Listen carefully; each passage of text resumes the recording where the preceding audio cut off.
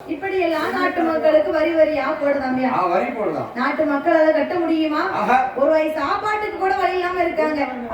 அவங்க கிட்ட போய் வரி பணத்தை தானே கேட்டா கொடுப்பாங்க ஐயா?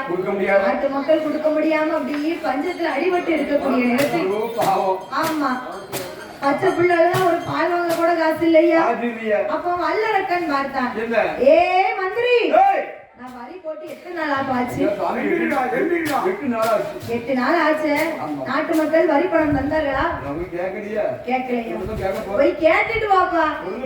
என்ன வேலையில் இருக்காத அரண்மனையில சரிப்பா